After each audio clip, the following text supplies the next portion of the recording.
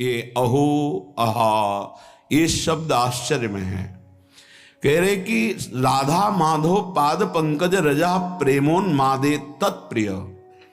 आप जिस रज में बैठे हैं ये प्रिया प्रीतम की पावन चरण रज है।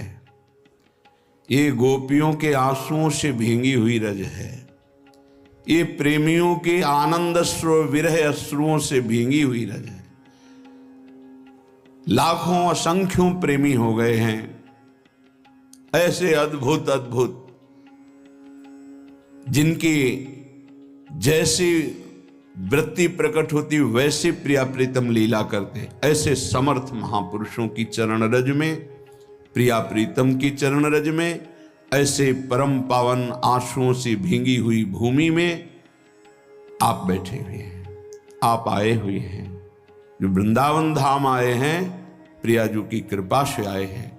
कहने राधा माधव पाद पंकज रजा प्रेमोन्मादे तत्प्रिय।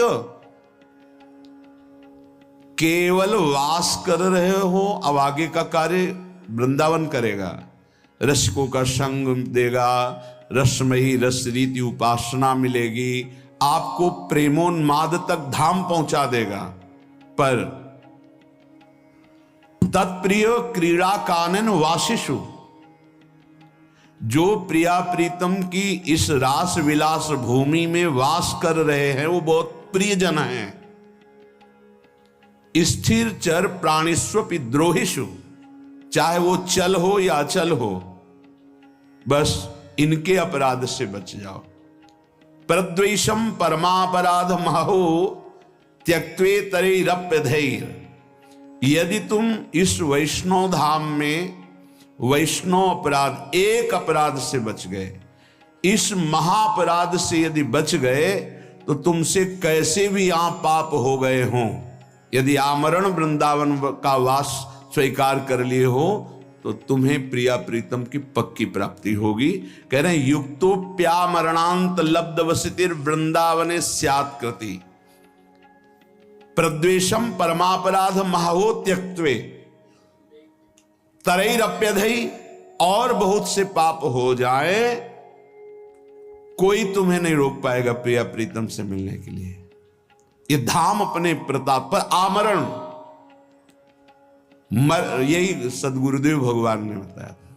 जब प्रारंभ में काशी से आए हुए महाराज जी से जब जुड़े तो एक भय लगा, क्योंकि पुरियों की महिमा, धाम की महिमा, महाराज जी यहाँ तो रज की वंदना की जाती है। जो रज शिव सनकादि की आचत, सो रज शीश चढ़ाऊं।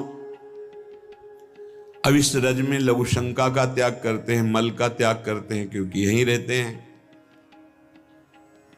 और शरीर के द्वारा कोई न कोई त्रुटि भी हो सकती, जो आप पाप कहा जा सकता है धाम में, तो कैसे उसका मोचन होता है? क्योंकि हमने सुना है कि अन्यत्र कहीं पाप बन जाए तो तीर्थ अवगाहन से, गंगा यमुना आदि के अवगाहन से पाप नष्ट हो जाते हैं।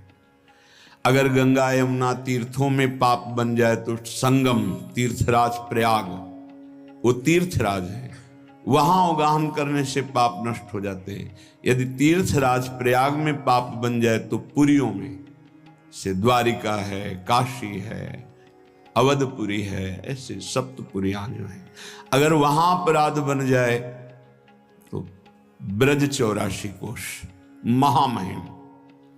अगर कहीं ब्रज 84 कोश में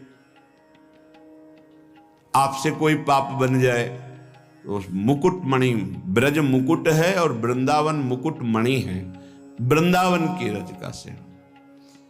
गिरिराज जी की परिकर के ब्रजवासी जन अभी परसों के लग आए थे, तो उन्होंने कहा बाबा गिरिराज जी में रहूं, पर जब वृंदावन आऊं तो कुछ विशेष ऐसा क्यों लगे?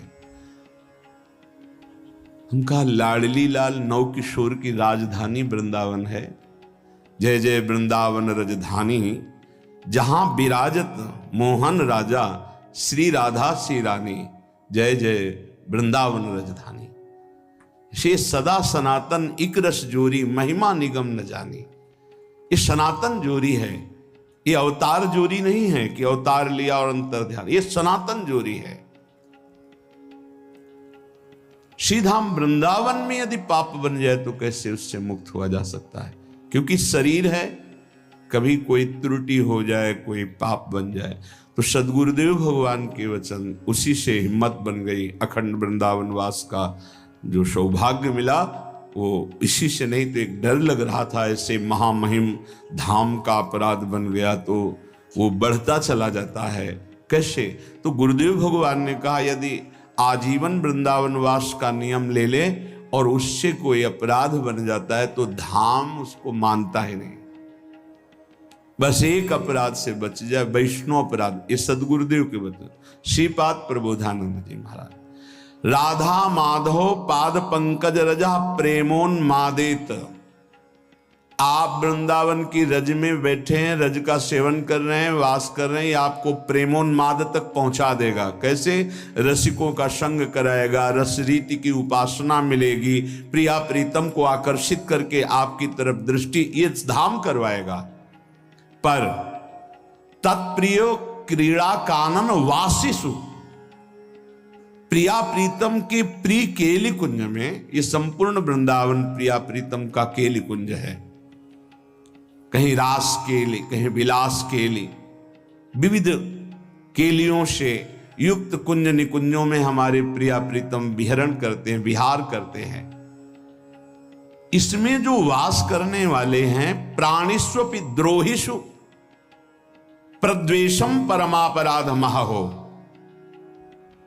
यदि वृंदावन के अखंड वासी का आप अपराध कर दिए तो महापराधो महो। फिर प्रेमोन्माद की बात तो जाने दो, पीछे श्लोक में सुना था कि राधा माधव फिर उस पर कृपा दृष्टि नहीं करते। बोले अगर ये त्याग दिए तुम कि वैष्णव अपराध नहीं होगा। पीछे श्लोक में सुने थे, उसको व्याख्या करने में डर लग रहा था कि अनाधिकारी जीव कहीं दोष बुद्धि न कर ले, इसलिए उसे गुप्त कर दिया था। एक पंक्ति की केवल बात, वृंदावन का वासी उगता हुआ बाल सूर्य है, उगता हुआ, अभी उगा नहीं है। तुम उसके लिए दिवांध रहो। दिवांध कहते हैं उल्लू को। उल्लू क्या? दिन में उसको दिखाई नहीं देता। दिवांध रहो अर्थात उसमें यदि कोई दोष दिखाई दे रहा है, आंख हटा लो। अब वो दोष रहेगा नहीं, क्योंकि राधा माधव की राजधानी में रह रहा है, उनकी कृपा दृष्टि पड़ेगी, वो प्रेम से पूर्ण हो जाएगा।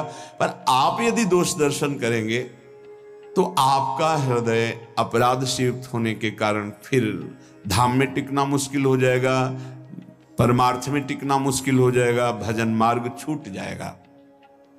अगर एक अपराध से बचा लो अपने आप को, प्राणिष्वपि द्रोहिषु प्रद्वेषम परमापराध महो त्यक्तई, तो फिर कह रहे हैं अतरैरप्यधे, और कोई पाप बन जाए तो युक्तोप्या मरणांत लब्ध वसतिर वृंदावन स्यात्कृति। वृंदावन उसे महान सुकृति बना देता है, उसके कोई पाप नहीं मानता। इसी की टीका जो संस्कृत में की तो ध्रुवदास जी कहते हैं, वृंदावन ही प्रभाव सुनु अपनो ही गुण देत, जैसे बालक मलिन को मातु गोद भर ले।